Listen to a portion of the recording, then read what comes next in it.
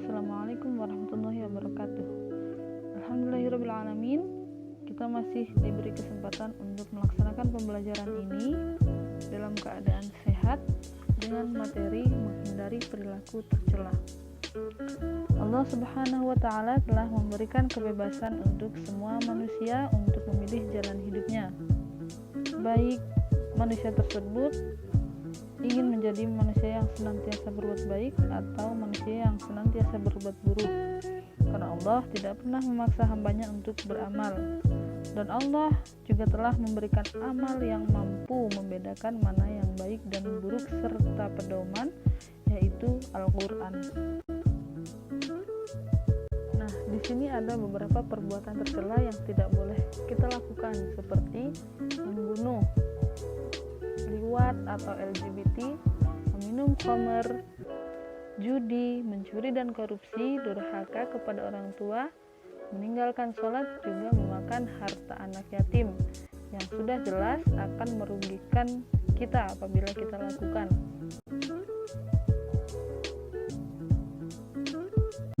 Perbuatan tercela yang pertama adalah membunuh.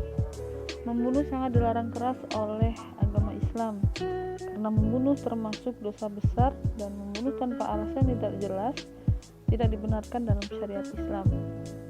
Nah, Allah berfirman dalam surat An-Nisa ayat 93 yang berarti, dan barang siapa yang membunuh seorang mukmin dengan sengaja, maka balasannya ialah jahanam, kekal ia di dalamnya, dan Allah murka kepadanya dan mengutuknya serta menyediakan azab yang besar baginya. Ada beberapa dampak negatif dari membunuh. Yang pertama, mendapatkan dosa besar. Yang kedua, tidak tenang dalam menjalani hidup.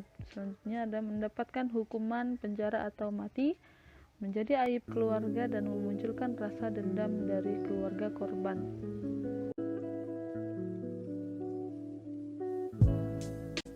Perbuatan tercela yang kedua adalah liwat.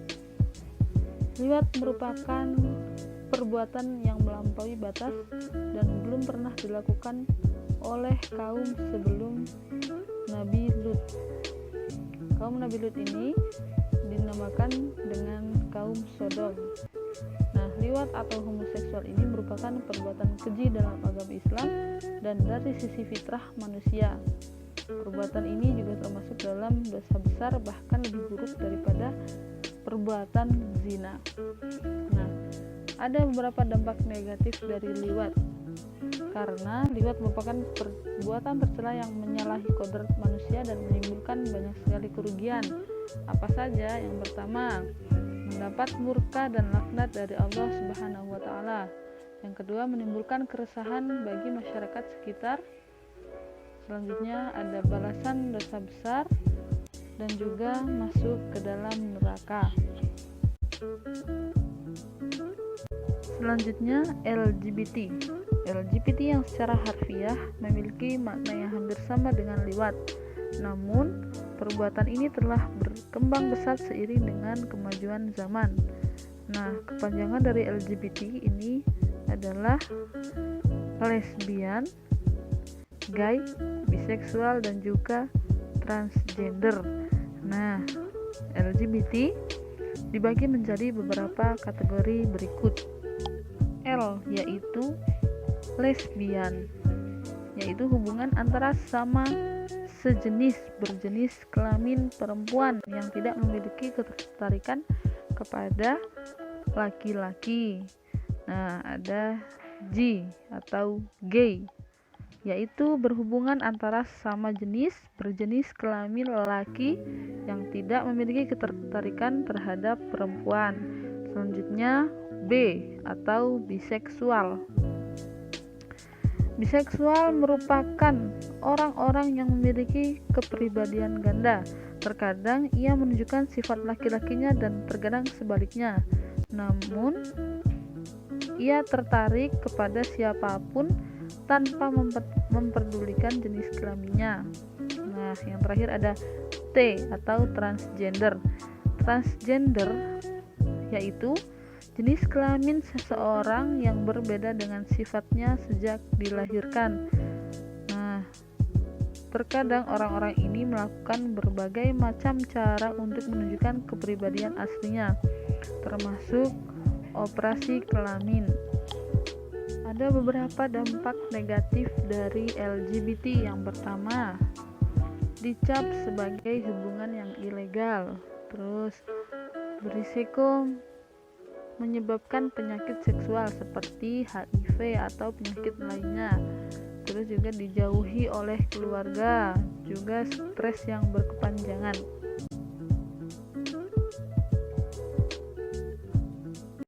Perbuatan tercela yang ketiga adalah meminum khamr. Khamr merupakan salah satu minuman beralkohol yang dibuat dari perasan anggur atau kurma yang diendapkan untuk beberapa waktu dalam suatu wadah khusus sehingga mengalami fermentasi dan perubahan rasa.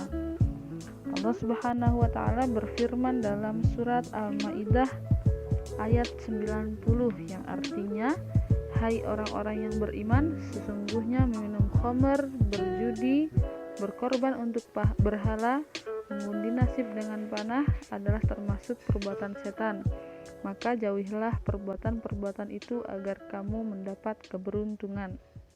Meminum khamr hukumnya tetap haram meskipun hanya setetes. Nah, para ulama berpendapat bahwa zat yang memabukkan seperti alkohol dan sejenisnya memiliki sifat najis sebagaimana najisnya air kencing. Jadi, selain berdosa, peminum khamr tubuhnya juga termasuk najis dan akan menimbulkan penyakit.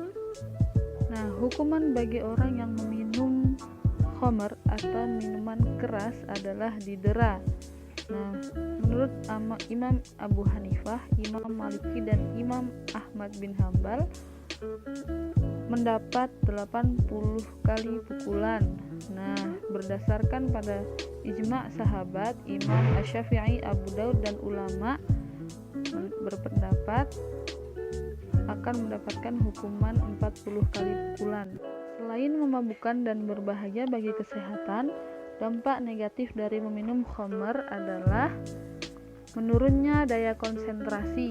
Yang kedua, terdorong untuk melakukan perbuatan buruk lainnya. Selanjutnya, tidak diterima amal ibadahnya, juga menimbulkan berbagai macam penyakit dan juga tidak diijabah doa-doanya. Perbuatan tercela selanjutnya adalah judi. Dalam bahasa Arab, judi ini dikenal dengan istilah al-maisir yang memiliki arti taruhan. Nah, secara istilah, judi merupakan suatu aktivitas yang direncanakan ataupun tidak dengan melakukan spekulasi atau rekayasa untuk mendapatkan kesenangan dengan menggunakan taruhan yang tidak dibenarkan. Nah, pada hakikatnya tidak ada sedikit pun manfaat bagi orang yang melakukan perjudian, bahkan bagi pelaku yang menang dalam perjudian, karena harta yang berasal dari perjudian tidak akan membawa keberkahan. Allah Subhanahu wa taala berfirman dalam surat Al-Baqarah ayat 219 yang artinya, mereka bertanya kepadamu tentang khamr dan judi. Katakanlah, pada keduanya terdapat dosa besar dan beberapa manfaat bagi manusia, tetapi dosa keduanya lebih besar daripada manfaatnya.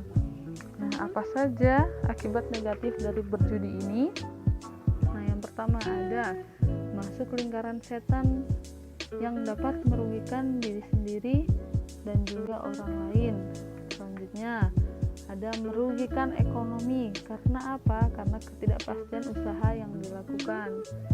Terus menimbulkan permusuhan dan kedengkian. Selanjutnya, menyebabkan kelalaian terhadap melaksanakan kewajiban.